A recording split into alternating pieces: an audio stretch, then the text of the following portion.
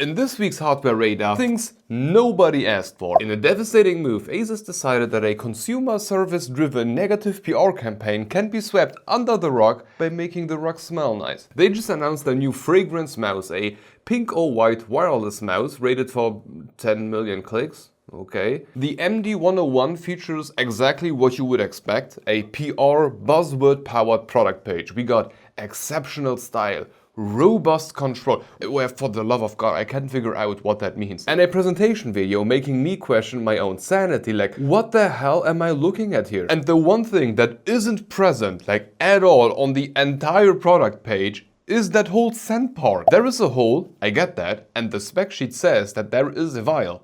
Show me the goddamn vial! Grizzly is now selling half a CPU. As there were numerous issues with deleting AMD's Ryzen 9000 series, especially the 9800X3D, Grizzly now has a different approach. They will delete them for you. For the low price of 679 euros, you can get a ready-to-use and tested deleted 9800X3D. Now, I don't want to make too many jokes about the price. If you look at the current stock 9800X3D, that's like 136 euros to get the deleting service, and I think that's absolutely fair. They offer warranty, which as far as I'm informed is like at least 2 years in Europe anyway, like by law.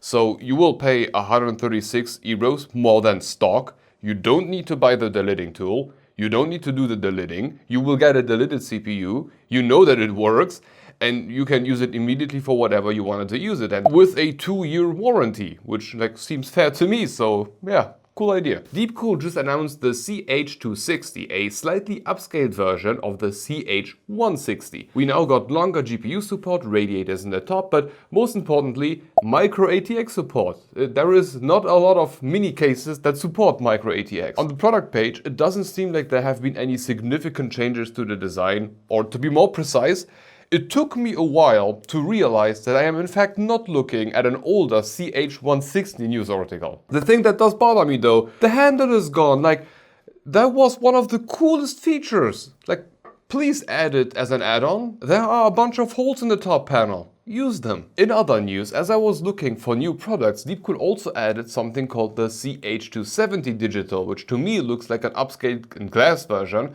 of the older CH170 Digital, or like a certain case that like lights to light on fire. However, as of recording this, there is no news article yet, and if I click on the website, it tells me to fuck off, so that's going to be for the next episode. Similarly to GPU water blocks, everybody's favorite employer, EK, just announced the newest EK Quantum Velocity 3 blocks for LGA 1700, 1851 and AM5. There are 3 versions, Plexi, Acetal and White, all costing 110 euros, and there are no platform-specific models. Each of them is compatible with every before-mentioned socket via included mounting hardware. But the news article does leave a few questions open. EK says you can rotate the internal components and adjust the heat spreader to achieve the perfect configuration for your PC. Sounds fancy, but I'm just not sure what this means. I mean, you can rotate it in 360, that makes sense, and even like the internal part, but I'm unsure as to how far you can adjust like just one thing and not affect every other thing. But hey, they say that they managed to lower the temperature by 2 degrees C compared to the previous generation, which sounds like a lot. Or it would have if they would have said what exactly they cooled down, or how hot it was, or anything. Montech tried to stay true to the model name of their newest AIO. In a silent release, aka no news article or email,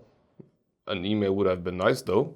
I mean, we have a mail specifically for that. Anyway, they released the Hyperflow Silent 240 and 360. The product page talks a lot about how quiet this thing is, or RGB less, but the thing that got me other fans, they call these Metal Pro 12 Silent, which is like Metal Pro 12, but now with an added silent. And they got a ring going around the wings, and with the wings going through the ring, which is like, that's new. I myself have no clue how this performs. So far, I know that there is a Tom's Hardware and Tech Power Up review out, and it seems so far like a good performer, but the overall like noise part was maybe a bit exaggerated, but we will have to see for ourselves if and when we get one. Thermaltake also released something, their newest Pacific F Pro line of fittings for 60mm hard tubes. They come in chrome with even more chrome. We got caps, straight ones, 90-degree angles, and a special part to save the ass of the people who freehand their hardline tubes. Samsung tried to get ahead of the competition when it comes to 8K editing. Yes, I wasn't sure that this was a thing yet, though I know there is a new Lumix camera around that does 8K, so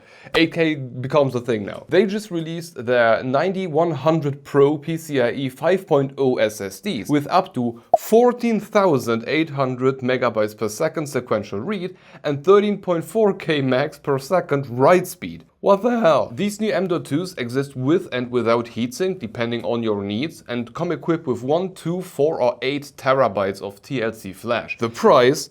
Yes. They start at $220 for the 1 terabyte model and that grows rather quickly to $570 for the 4 terabyte model, with the 8 terabyte model to be announced later this year, and I fear that to be announced means it is so expensive we don't want to tell you yet. On the other hand, like 8K cameras are also very expensive, so that whole part of the industry isn't budget friendly at all. Lenovo just expanded their pre-built lineup, or they will expand it in the near future. They just told the world about the 10th gen of the Legion Tower. For now, there is going to be a 7i and 5i. Yes, I know, very confusing, like i7, 7i, very confusing to my eyes. One featuring something that looks like somewhat decent front airflow, and the other one featuring a brick wall. But the interesting part is that these can be configured with 5060s, 5060 Ti's, 5070 Ti's, or 5080s, depending on the model that you choose. Some of which have not been released yet. But considering the current pricing of individual GPUs over here in Europe, just getting a pre-build to snatch the GPU, which I could do on Lenovo's website right now, like shipped from Germany, that might not be the worst idea. I just seems like every other part of the pre-build is like proprietary as fuck, so I don't know what to do with the rest of it, but I want the GPU. In other unbuyable news, Biwin, I hope I pronounced that right, Biwin has just announced their newest OC Lab Gold Edition DW100 RGB DDR5 kit. Yes, that was the full name. Yes, I'm happy that I have a teleprompter. Anyway, this ASRock Taichi-like looking kit, and it really looks like ASRock Taichi, comes preloaded with an 8000 CL36 or 6400 CL28 Expo profile. Okay. There is a videocuts.com article showing off a few screenshots provided by Biwin themselves, and yeah, we are getting very close to that 5-digit RAM speed numbers.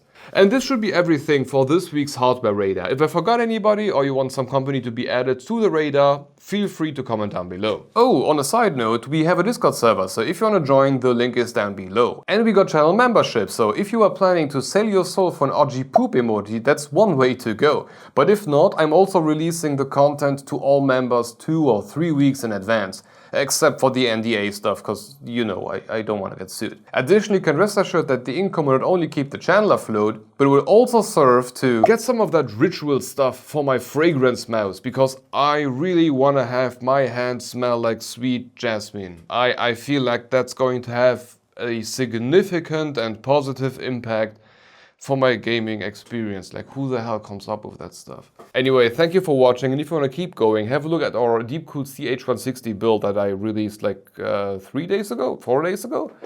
Hope to see you in the next one. Bye bye.